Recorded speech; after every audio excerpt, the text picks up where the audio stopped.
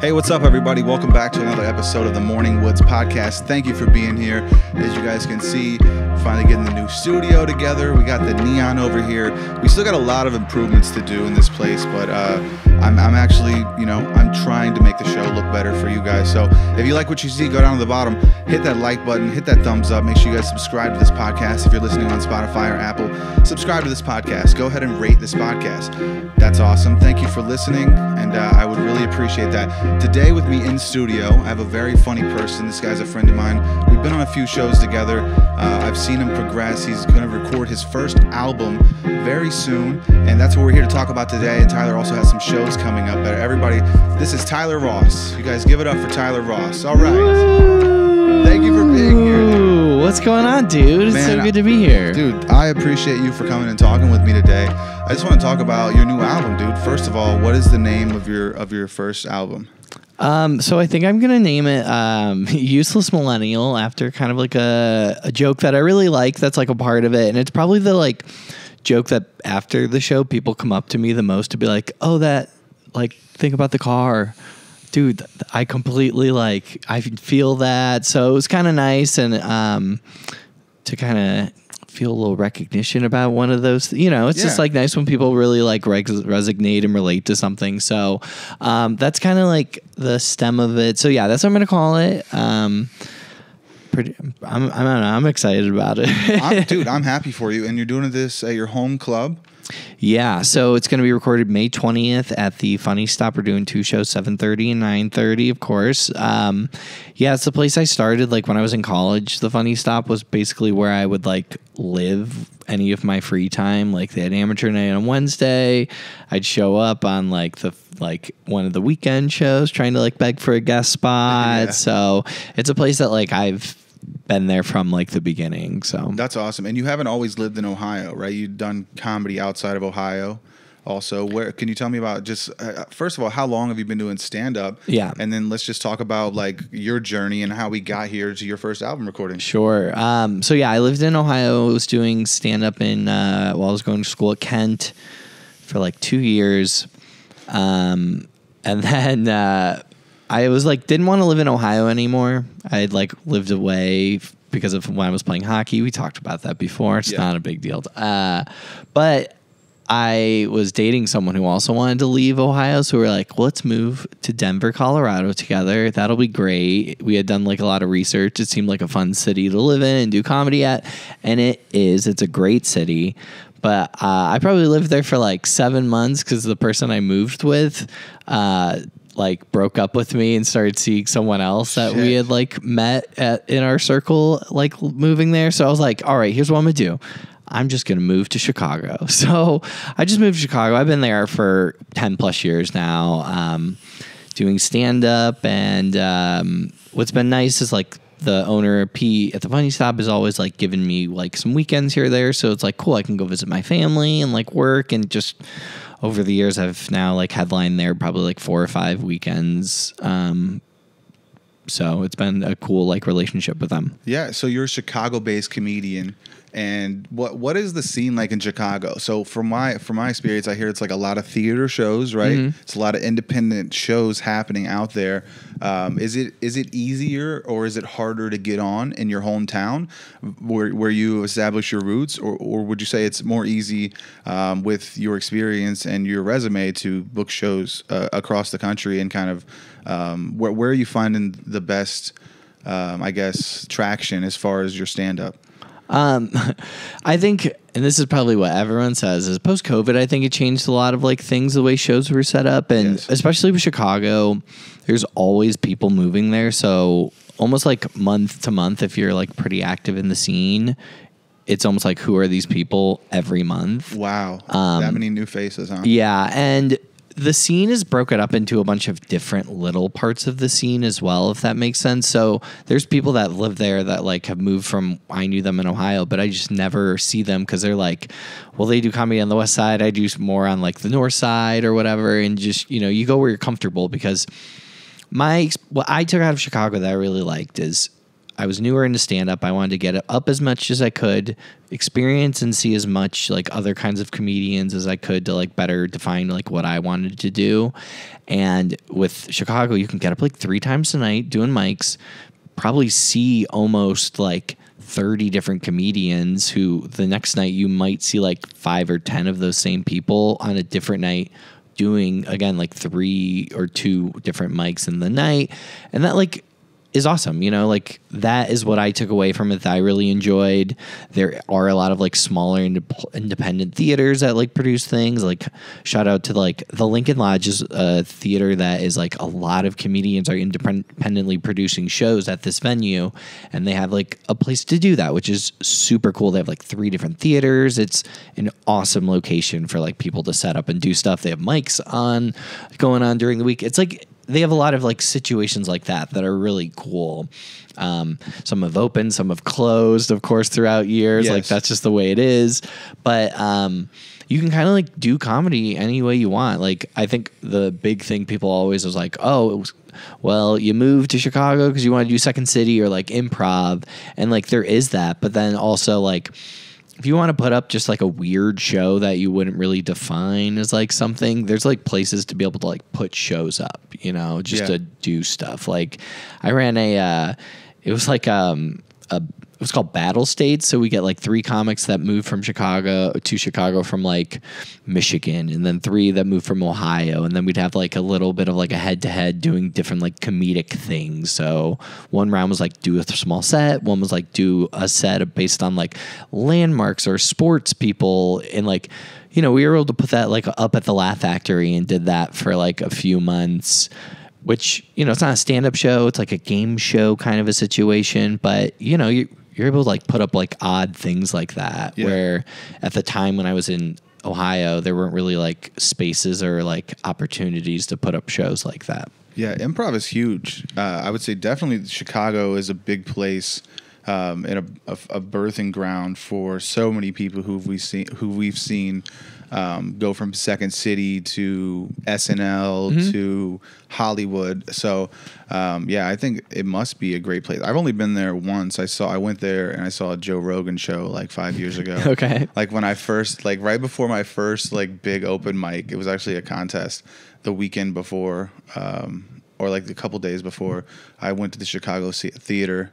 Oh, nice. I saw Rogan, and then I think Santino featured, which he's a Chicago boy himself. Mm-hmm. And then I want to say Tony Hinchcliffe actually opened the show. That makes sense. So it was cool seeing some people who I really looked up to right before I did my first kind of first stand-up set, and then that was really fun for me.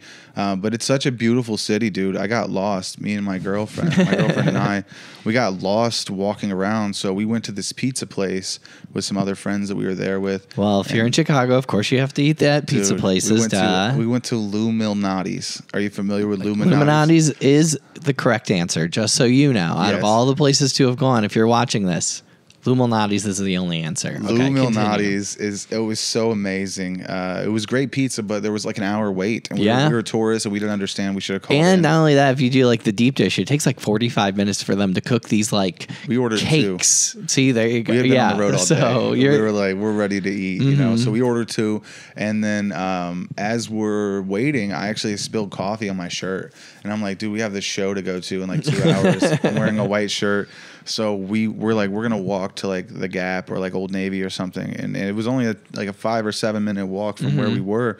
But we got lost because the GPS just spins you in circles. Like there's all the buildings, there must be some interference. Oh yeah, you can definitely start driving around. There's a part of Chicago called Lower Wacker, and it's like when you see like Batman when they film like them going underneath and they're like, that is Lower Wacker, and you lose cell phone service immediately. So you start driving a little bit under there, you're just like, the phone's just like, well, good luck. I hope you can figure it out because we have no idea where you are right now. That was the problem. So, we started going from like these like high-end stores and all this nice stuff to like under tunnels and bridges. Yeah. And I called my buddy and I was like, dude, you got to help me get back. Like he like actually walked us through it.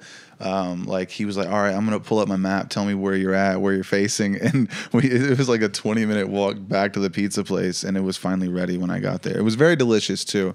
And I enjoyed it. But yeah, that must have been amazing. Let's talk about, and from your perspective, and for people who are listening, and also comics who are listening, what are the benefits of being able to go up 3 times a night and work out a new bit by the end of the week versus taking 6 months to iron this thing out?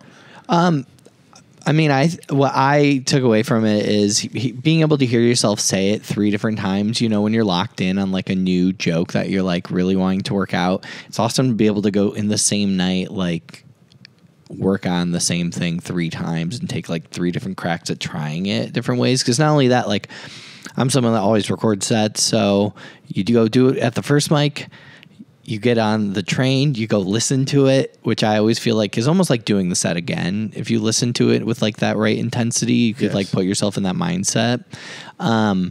Go do it the second time, try it, hear it, listen to it, how you did it, take notes. And then by the 3rd time, hopefully you're like, okay, I think this might be the way to tell this joke, or it might not be the way to tell that joke. And then the next night you get to do 2 or 3 more cracks at it. And like, that is what I feel like you get the most out of it is just being like, when you're locked in for that whole night, it's not just like, oh, you know, you do the set once, drink, you kind of think about it in the drive home a little bit or whatever. But like when you're in the night, like tonight is the night we're working on the banana bread joke or whatever the fuck it is. Which is my favorite joke of yours. Thank you. Yeah, it's delicious. It's my merch. Bit. Yeah.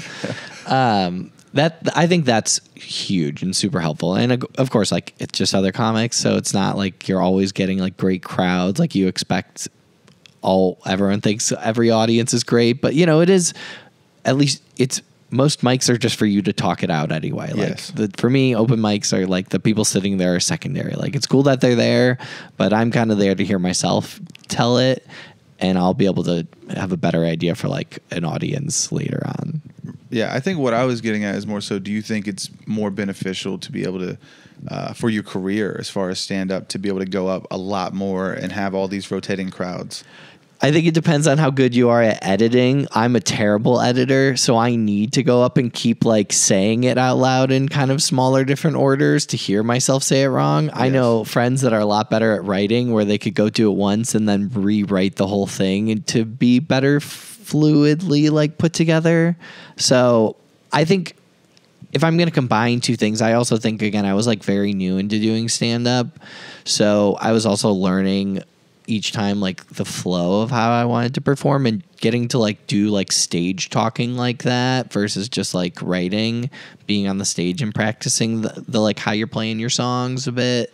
I think that also adds to it. Yeah, you're a big sports guy. You played sports in college. You actually have a podcast, right, about baseball. Could you shout that out for the people? Infield Chatter podcast. Infield Chatter. You guys make sure you check that out. Thank you. I can see this about you. I don't know if you are correlating this or not, but I think as a sports guy, you like to check tape.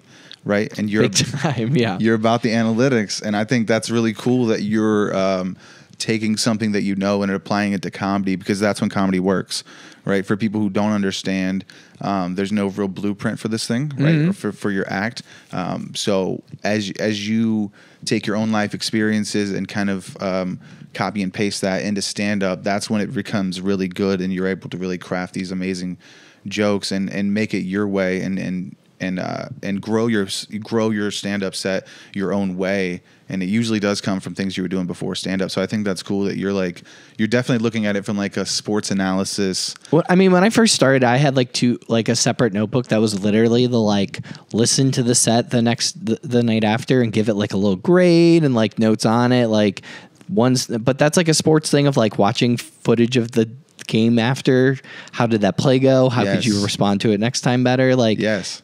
That's why when people tell me I hate listening to my voice or I can't watch my own clip, it's like, how do you expect other people to listen to you if you can't listen to you? That's like it. I get it, but also it's like I don't get it. Yes. You know, so you have to make the jokes that you would like to see, make the podcast that you would want to watch, make the show, you want to record the album that you would want to hear.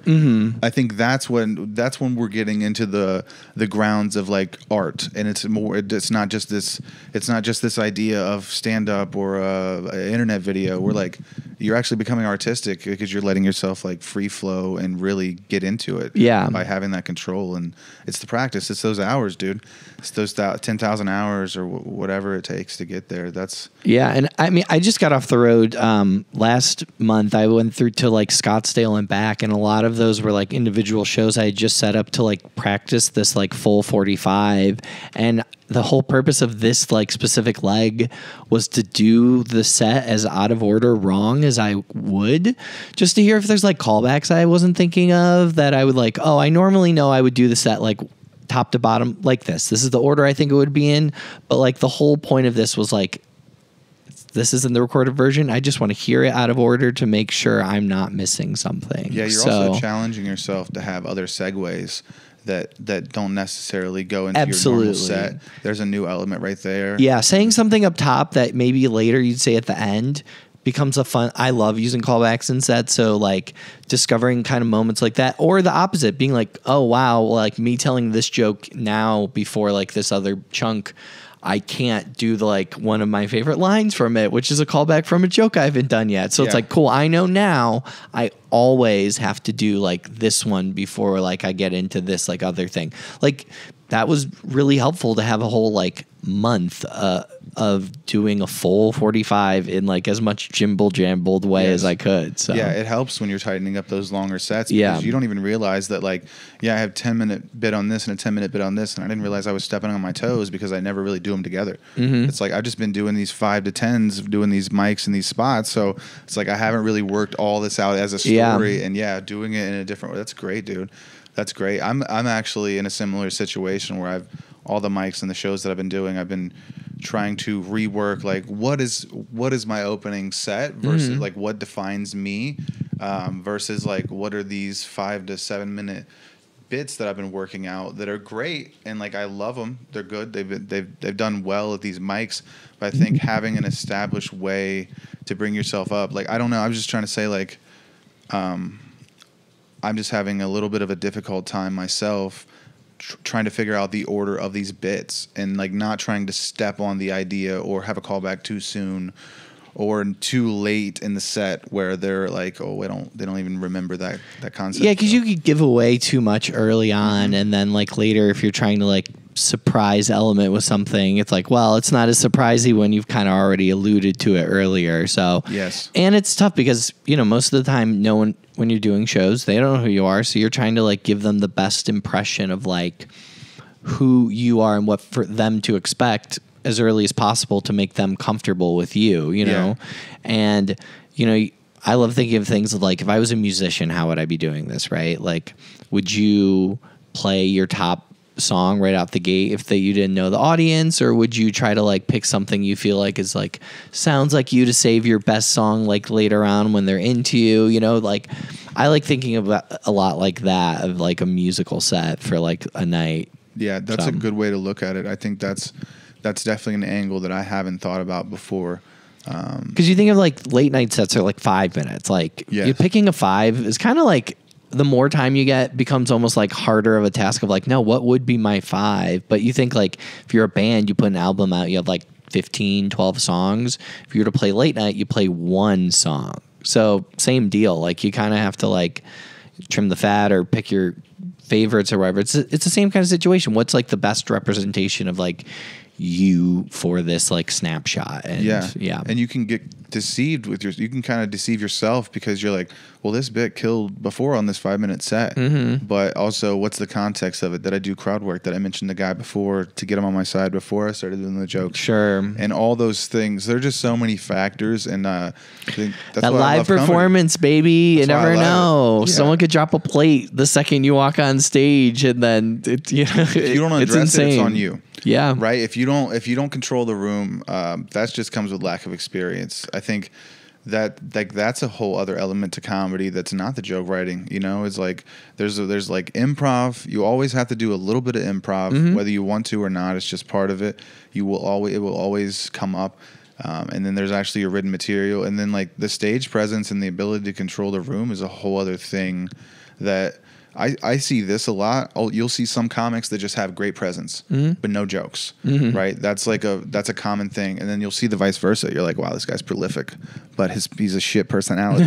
And you have to He's grow. losing people and they don't see what they're losing because like as a comic, you're like, wow, this is really well done. And then you're like, how is he not murdering right now? What's happening? What is going on? It's not personable. And so that's a thing that you can grow to, right? You can be better at talking to people. You can get better socially, and then kind of get better at opening up to people and kind of making fun of yourself a little bit, like Eminem showed us in 8 Mile, right? You got to take a book from the Rap Gods page and kind of be silly, and that helps people let their guard down if you're going to talk about some crazy harsh topics, which dude, these young comics, like I think I probably did it too, like a year in, 2 years in. I just want to talk about anything that if I can get a noise out of your face at all.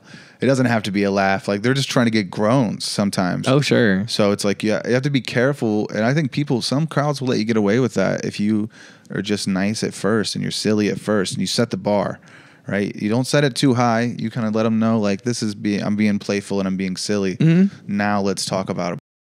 Yeah, right. Sure, yeah. Just to throw that up in the air, but it could be any topic, you name it. But it's difficult. That's when it becomes difficult too. Is when you do have something funny to say about these cultural topics that are hot button. It's like you could have a really good take on it, but saying it could be the make or break of your set. Like it could make or break your set, especially if you want to open with something like that. And of course, like everyone has their own like line to draw, whatever, and that's fine. And like sometimes I forget, like, oh, my line is really blurred, and things that I think are really funny or have like private jokes with people that I try to like let people in on it. It has turned rooms pretty horribly. Yeah. Like, yeah. Like people don't like things about the military. Please, they don't. And my brother's in the military and I talk about it, but then like I know I have like private jokes I do with him that people that really like take the military seriously, I watched myself like ruin my own show by like slipping the wrong, like, oh, this wasn't for you guys. This was just for me and my brother to like be joking about. Yeah. So every year on Memorial Day, I say happy pre-Memorial Day. Happy pre-Memorial.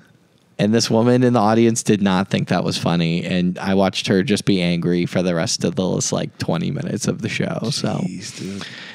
So yeah, you gotta figure it out, I guess. But I definitely know when I first started, I said like really cringy, like terrible stuff. So sometimes when you're on an open mic, you just think you can get away with it. But you also should be like, that's the point of an open mic. You have to learn to be wrong, like we talked about earlier. And like, that is what an open mic is for.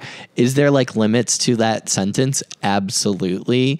But you kind of need to learn to be like, oh, I don't like that feeling from it. Yes. Some people like that feeling, and that's cool. And they learn to like harness it in a more like maybe beneficial way than just it being like a one and done situation. They're if that's very like stoic. Is that what you're saying? Like those people? I'm saying like if let's say you only really like hitting like really taboo quote unquote topics, like that's what you like talking about, that's fine. But maybe you get really good at it where you can, like you said earlier, like you know how to bring people into like the way you're talking about it and continue to like hold people in even though you're talking about like bad touch subjects, right? A great example, I guess, is I love music, like I said. Every comic is their own music genre. So like I could be like country music, and even if you don't like country music, maybe you like my version of country songs because they're just such good country songs. Same with like, there's people that like ICP, it's pretty extreme music, but people love ICP. You know what I'm saying? Like, I think that's the same thing with like being that edgy or like using that as like your kind of songs you sing. If you're really good at it, you can be really good at it, and it can be good. Yes. To add to your point, shout out to Billy DeVore, a Cincinnati comic. He said this, and it really stuck with me. There is a group of people for every age of comic and every type of comic. Yeah. There are people that will listen to you, and that's why comedy never dies and it goes on forever, because you can age through this. Yeah. And you can change through this. You could be a goth comic, and then you can be a jock comic. Exactly. Whatever you want to do. Yeah. There are people who will listen to you, because everyone needs representation, and they want to also have it in a silly, fun way to break up the monotony of life, because life is what it is. Yeah.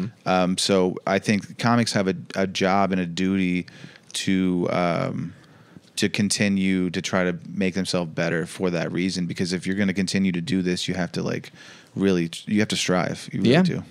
And you're talking about like what you and who you are, I think about before comedy, every time I saw a comic or like there's content was coming out, you're just expecting like, oh, their life has continued to progress, so they obviously have more things to say just because they're living their life as a comedian. Yes. So like, of course, like every single day there's just like a new stuff they've acquired to talk about, because it's like, haha, funny time when they're at the grocery store or whatever it is. I like that idea, dude. I think I'm going to take this principle, because like I do live like that, but I think now you've kind of showed me that it is a little window that you get to look through as a comedian. It's like, yeah, I'm always thinking like that, but I think that just takes me one step further in the right direction to write down this idea, or to just kind of capitalize on these moments that life is giving me and use them as jokes. I mean, that's like a good writing exercise. When you start to, I know in my time in Chicago, one of the problems with doing too many open mics is you start becoming an open mic where like that's all you're writing for. And there was times where I went like dipped my toe too much into like, oh, I'm telling a joke that's for comedians. This is not like a joke. This is like for the room. Yeah. And it's nice to like sit back and then like, what would a normal person do in their day? So they would do this, they would do that, they would do this. Okay, how can I funnel this through like my own like as a comedian? It's like good to like have a little bit taking a step back to remember like people want to hear about being people as well. Yeah. Dude, that's awesome. I think this has been really insightful, dude. I hope so. I'm blessed to be able to talk with you today, dude. Thank you so much for coming. Stop it. I'm glad I got to hang out with you. You're so fun. You're so funny. So thank you for coming and doing this with me. Could you tell people where you're going to be? We have about a minute to go. You want to shout out some of your upcoming dates and your podcast again? So all my dates and stuff, follow me on Tyler Tells Jokes Instagram. It's on TikTok. That's the website, tylertellsjokes.com. Venmo as well. Am I right? So I'll post all the like dates. I'm about to go from Chicago. I'll be doing some dates in like Northwest Ohio, out to Philadelphia, through Pennsylvania. Tyler Tells Jokes. You'll see it. But May 20th at the Funny Stop, recording the album. Look it up, or look for me to post it on the internet later. Cool. We did it. You guys rock. Thank you for watching this. You guys, peace out. Happy Friday. Thanks. Yeah.